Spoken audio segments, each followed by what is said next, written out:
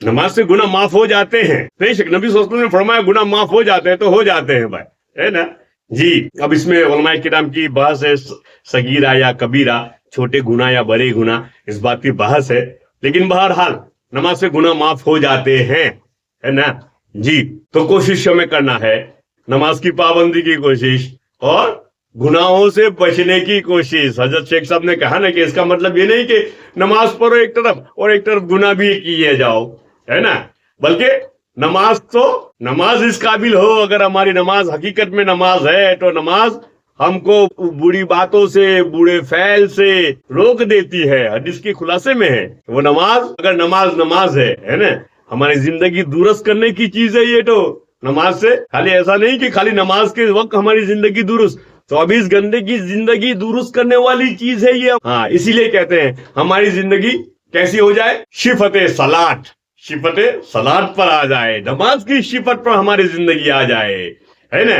जैसे नमाज में हम अल्लाह के हुक्म के ताबे होते हैं, अल्लाह ने हुक्म किया नमाज के लिए खड़े हो जाओ, खड़े हो गए, है ना। तरीका कौन सा इख्तियार करेंगे, न मेरा, न आपका, न सूफी साहब का, किसका तरीका, मोहम्मद रसूलुल्लाह सल्लल्लाहु अलैहि वसल्लम जिस तरीके से खड़े हुए उस तरह से खड़े होंगे। मोहम्मद रसूलुल्लाह सल्लल्लाहु अलैहि वसल्लम ने जिस तरीके से नमाज अदा की उस तरीके से हम नमाज अदा करेंगे। तो नमाज को मोहम्मद सल्लल्लाहु अलैहि वसल्लम के तरीके से अदा करना है। तो जिस तरह नमाज को हम अदा करते हैं, हमारी जिंदगी अल्लाह और उसके रसूल सल्लल्लाहु अलैहि वसल्लम के ताबे होती है। हमारी नमाज की बाहर की जिंदगी भी अल्लाह और उसके रसूल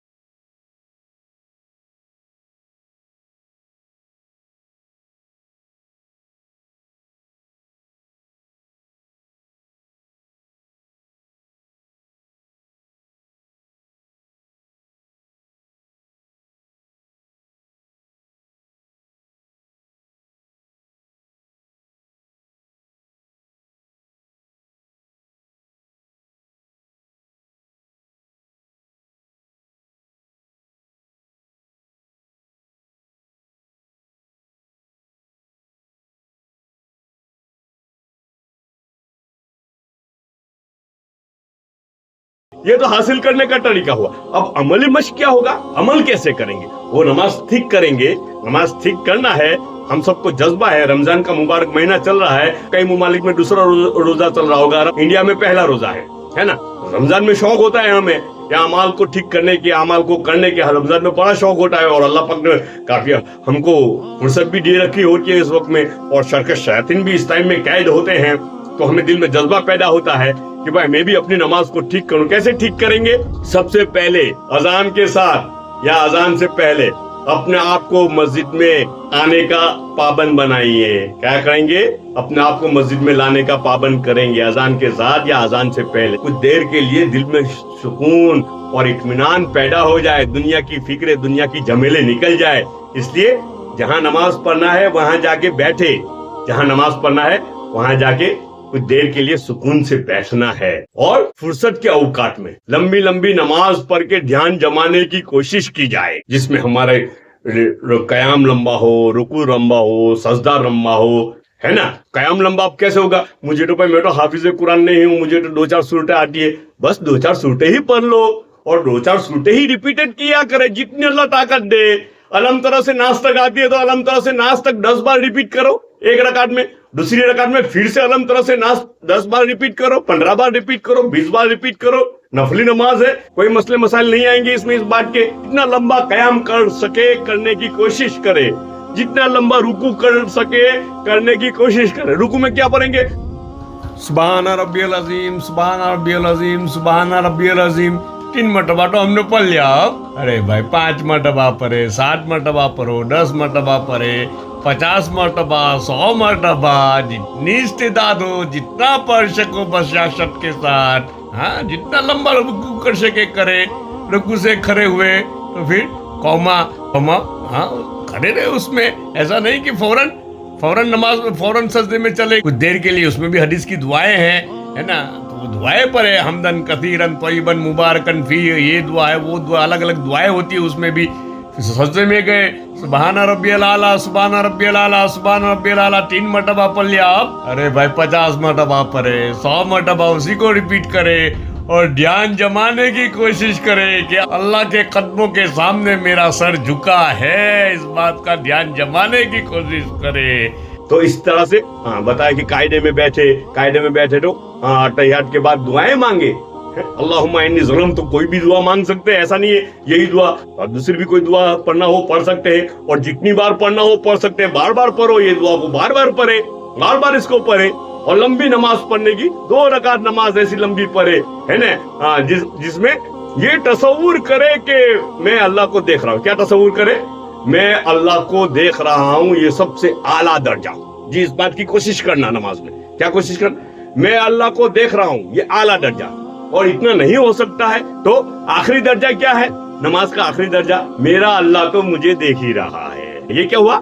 ये नमाज का अमली मश्क है। अजान से पहले या अजान के साथ अपने आप को मस्जिद में लाने का पाबंद करे, है ना, और जहाँ फर्ज नमाज पढ़नी है वहाँ कुछ देर के लिए बैठना, और फिर फुर्सत के औकात में, रातों के औकात में लंबी लंबी नमाजें पढ़े, 2 रकात का कौल बाने, लंबी लंबी नमाज जितना हो सके, 10 मिनट की पढ़े, 20 मिनट की, आधा घंटा 2 घंटा, जितना हो सके, जितनी इस्तेदाद हो, लेकिन जान पे जुल्म नहीं जी, जुल्म करने की इजाजत नहीं है, जान पे जुल्म करने की।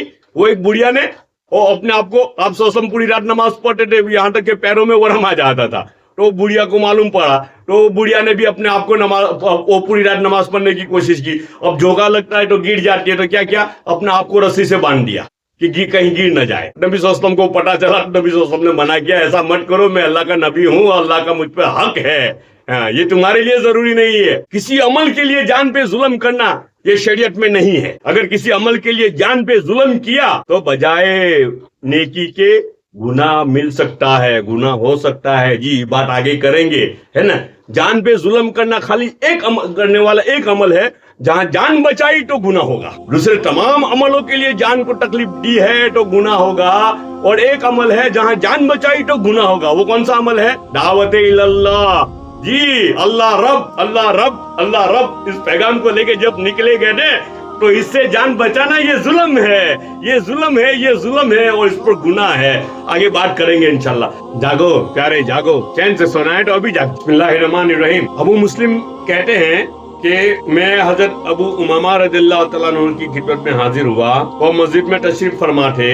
मैंने अर्ज किया कि मुझसे एक साहिब ने आपकी तरफ से यह हदीस नकल की है कि आपने नबी अकरम सल्लल्लाहु अलैहि वसल्लम से यह इरशाद सुना, जो शख्स अच्छी तरह वुजू करे और फिर फर्ज नमाज पढ़े तो हक ताला शानहू उस दिन वह गुनाह जो चलने से हुए हो, और वह गुनाह जिसको उसके हाथों ने किया हो, और वह गुनाह जो उसके कानों से सादिर हुए हो, और वह गुनाह जिनको आंखों से उसने किया हो, और वह गुनाह जो उसके दिल में पैदा हुए हो, सबको माफ फरमा देते हैं। हजरत अबू उमामा रज़ियल्लाहु तआला अन्हु ने फरमाया, मैंने यह मजमून नबी अकरम सल्लल्लाहु अलैहि वसल्लम से कई दफा सुना है, एक बार नहीं फरमाया आप सल्लल्लाहु अलैहि वसल्लम ने, कई बार ये फरमाया है। और जो हजरत अहले कश्फ होते हैं उनको गुनाहों का ज़ाइल हो जाना भी महसूस हो जाता है। चुनांचे हजरत इमाम आजम रहमतुल्लाह अलैह का किस्सा मशहूर है कि वुज़ू का पानी गिरते हुए यह महसूस फरमा लेते थे कि कौन सा गुनाह इसमें डुल रहा है। वुज़ू का पानी गिर रहा है तो उनको पता चल जाता था कि कौन सा गुनाह ये धुल के बह रहा है। हजरत उस्मान रज़ियल्लाहु तआला अन्हु की